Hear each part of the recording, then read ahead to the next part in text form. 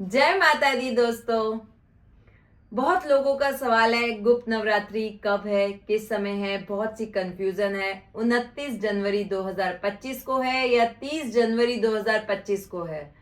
तो मैं आपको बताती हूँ दोस्तों, इस कंफ्यूजन में मत रहिए, परेशान मत होइए।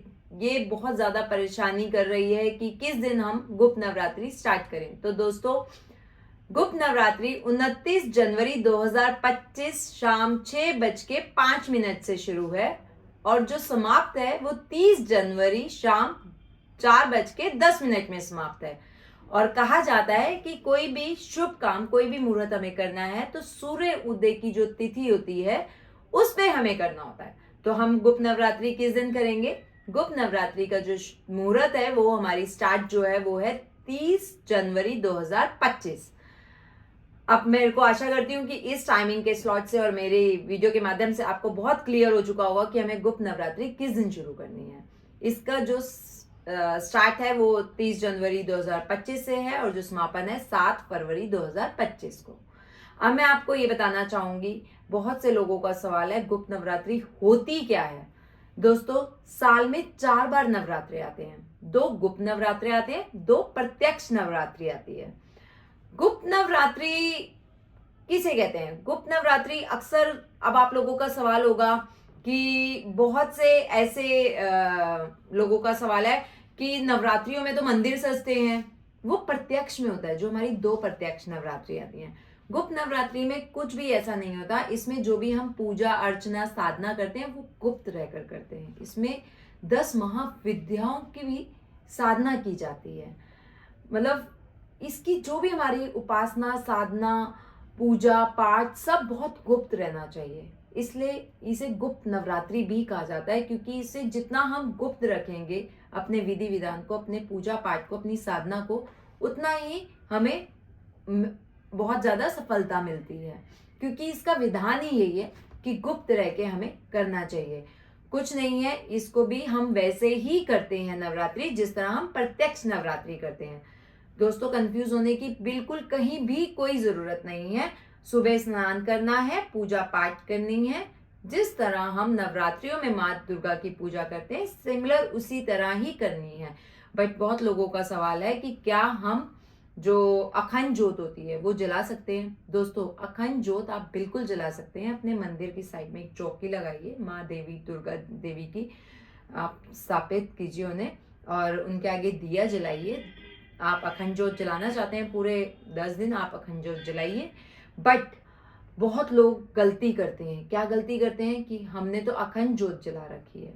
अखंड जोत के जलाने के साथ साथ वो कभी भी अपने जो नियम अनुसार सुबह और शाम की पूजा करते हैं, अपने मंदिर में दिया जलाते हैं, वो जलाना छोड़ देते हैं। ऐसी गलती भूल कर भी मत करना कभी भी, चाहे वो प्रत्यक्ष नवरात्रि है चाहे वो गुप्त नवरात्रि है।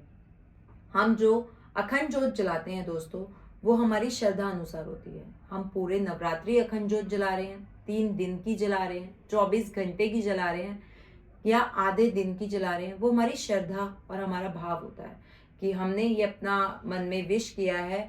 उस माँ के आगे हमने ये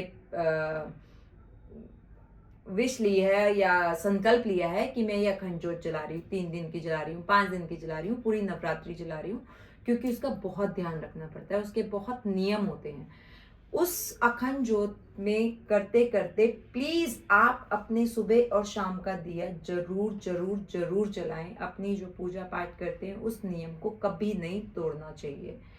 अब पूजा पाठ कैसे करनी है दोस्तों, ये बहुत लोगों का सवाल है। पूजा पाठ आपको सुबह स्नान करके मंदिर अपना चौकी लगानी है तो चौकी लगाइए, मंदिर में पूजा पाठ करनी है तो मंदिर में पूजा पाठ कीजिए।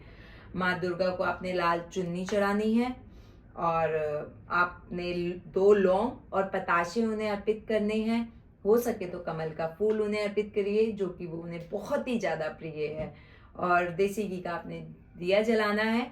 और अगर आप उन्हें श्रीफल, जिसे नारियल बोलते हैं, जो कि हम नवरात्रों के टाइम पे भी अर्पित करते हैं, माँ दुर्गा को चढ़ाते हैं, अगर आप वो चढ़ाएंगे तो बहुत ही बेस्ट है। और अगर आप कलश की स्थापना करना चाहते हैं, बहुत लोग कहते हैं कि क्या हम कलश की भी स्थापना कर सकते हैं जिस तरह हम प्रत्यक्ष नवरात्रि में करते हैं। जी हाँ, बिल्कुल आप कर सकते हैं। तो कलश की स्थापना का टाइम मैं आपको शेयर कर देती हूँ। सुबह के टाइम में 9:25 से 10:36 का कलश स्थापना का शुभ मुहूर्त है। आप उस मुहूर्त में कलश की स्थापना कर सकते हैं, जिस तरह हम प्रत्यक्ष नवरात्रि में करते हैं।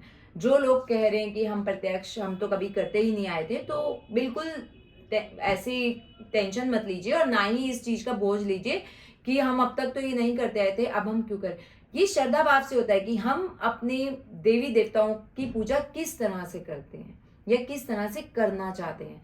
कोई भी देवी देवता, उन्होंने ही तो हमें सब कुछ दिया है, सब कुछ दिया हुआ उस परमात्मा का है, उस देवी देवता का है। कौन चाहेगा कि हमारा ही दिया हुआ हमें अर्पित किया जाए, पर फिर भी हम अपने भाव से करते हैं।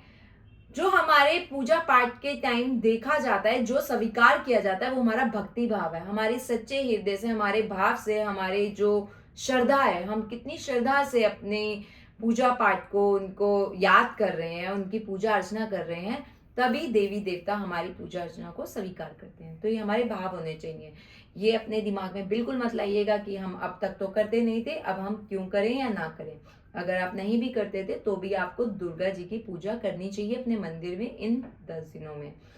सिंपली आपने उनको भोग लगाना है और कुछ नहीं तो 2 लौंग का भोग जरूर लौंग अर्पित कीजिए उन्हें पूरे 10 के 10 दिन।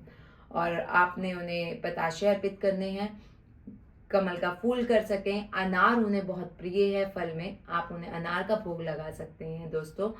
और अगर आपकी कोई एक ऐसी विश है जो आप चाहते हैं इस गुप्त नवरात्रि में विश हो, तो मैं आपको उसका एक उपाय बताती हूँ दोस्तों, कि जहाँ भी आप पूजा पाठ अपना कर रहे हैं नवरात्रों का, वहाँ पे रात्रि की समय आपको माँ दुर्गा के सामने देसी घी का दिया जलाना है और माँ दुर्गा के सामने आपने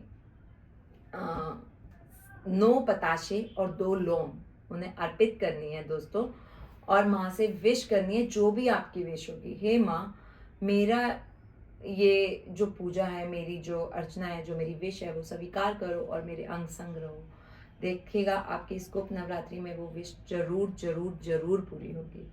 और जो भी हम साधना करना चाहते हैं माँ विद्या की, अगर आप इन गुप्त नवरात्रि में करते हैं तो उसका बहुत ही अच्छा फल प्राप्त होगा, उसका वो साधना आपकी बहुत ही जल्दी स्वीकार होगी।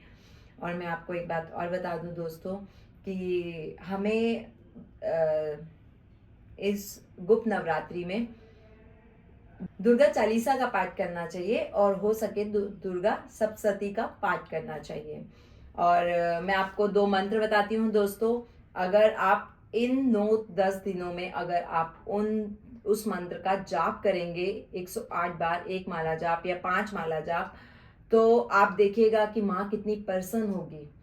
और अगर आप जाप नहीं कर सकते हैं तो मेरी इस वीडियो के माध्यम से अगर आप उसको 108 बार सुनते हैं तो आपका ऑरा उतना ही पॉजिटिव रहेगा। देवी आपको लगेगा साक्षात आपके साथ हैं, आपका वो ऑरा ही ऐसा हो जाएगा कि आपको हर जगह माँ का आशीर्वाद जैसा महसूस होगा। तो दोस्तों मंत्र है ओम ऐं लीं क्लीं चामुंडाय विच्चे। और एक मंत्र और है दोस्तों, जो ये मंत्र नहीं कर पाएंगे, ओम दुम दुर्गाय नमः। आप इन दोनों मंत्र का भी जाप कर सकते हैं और इन दोनों में से किसी एक मंत्र का भी जाप कर सकते हैं। और जाप करने के लिए दोस्तों आप रुद्राक्ष की माला या लाल चंदन की माला का प्रयोग करें तो बहुत बहुत बहुत ज़्यादा बेस्ट है। और अगर ये दोनों आपके पास उपलब्ध नहीं है तो आप 108 लौंग ले लीजिए, उसको काउंट कर कर कर आप जाप कर सकते हैं। आशा करती हूँ मेरी ये जो जानकारी मैंने आपको दी है कि गुप्त नवरात्रि क्या होती है, इसमें किस किस तरह से हमें पूजा पाठ करनी चाहिए और क्या करना चाहिए और क्या नहीं करना चाहिए, आपको बहुत जानकारी प्राप्त हुई होगी। अगर इससे रिलेटेड, गुप्त नवरात्रि से रिलेटेड आप और कोई जानकारी जानना चाहते हैं या मेरे इस चैनल में आपको कुछ लग रहा है कि मैं कुछ नया आपके लिए लेके आऊँ, तो प्लीज़ कमेंट सेक्शन में मुझे ज़रूर बताइएगा, कमेंट जरूर कीजिएगा और मैं आपके लिए वो वीडियो जरूर लेके आऊँगी। जय माता दी दोस्तों।